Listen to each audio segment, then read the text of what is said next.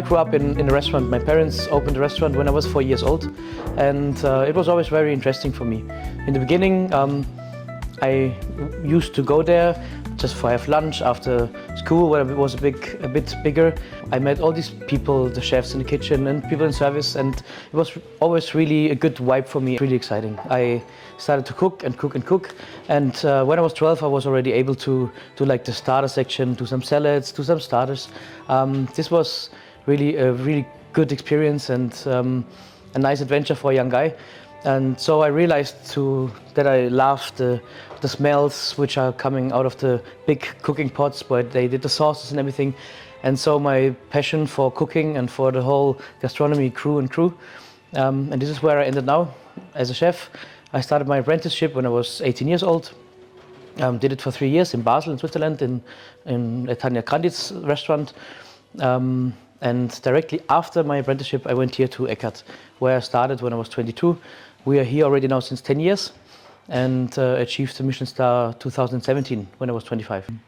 So of course if you fight for a Michelin-star, you have some sacrifices, and those are of course in your personal life. You maybe don't have as much time as others have to go out for dinners on the weekend or whatever, because we work when others go out because they come to us.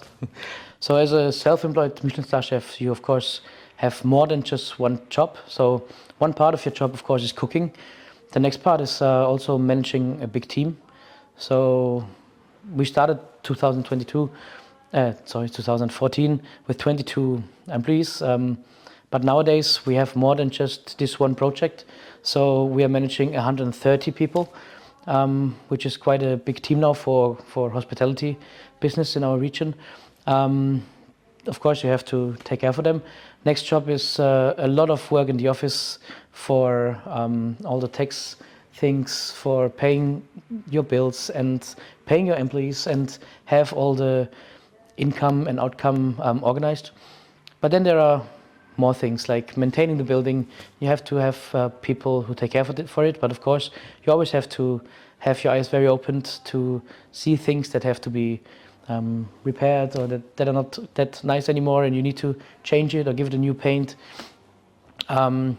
Then you have to do marketing, you have to do the press, everything, and a lot of things we do ourselves. Of course we always have people to support us and who know better how to do it, but it's always a part of your business. I think I don't have one job, I feel like I have 10 jobs.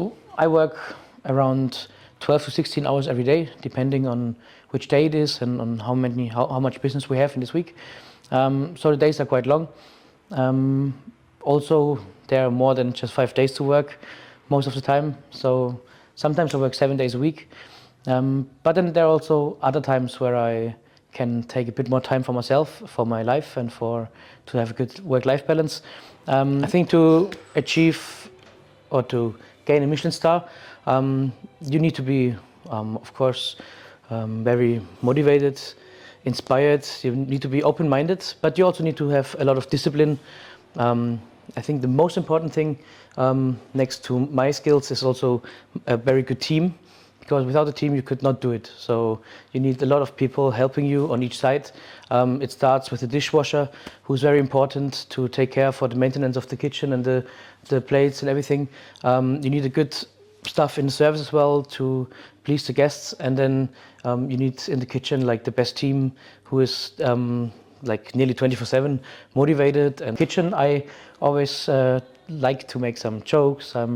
I'm always like smiling, sometimes dancing and singing. And I think this is something which changes the atmosphere and which brings more motivation and more good mood into a team.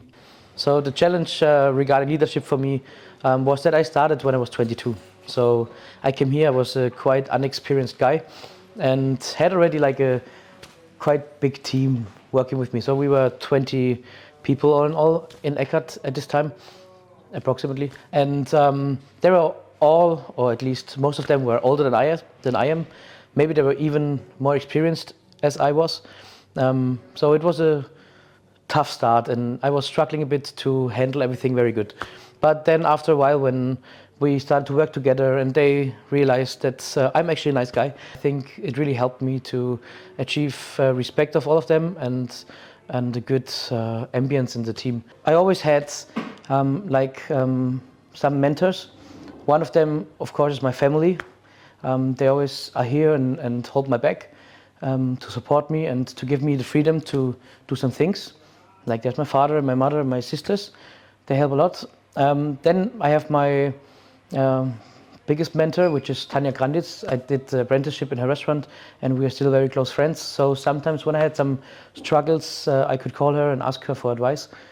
So my biggest wish for 2025 is to have some maybe easier circumstances in our business, because after all the COVID time, there were like many things which made working in gastronomy a little harder. The labor costs went up a lot. People don't spend that much money anymore because everything became more expensive. Inflation, energy prices. This is really a struggling thing for gastronomy.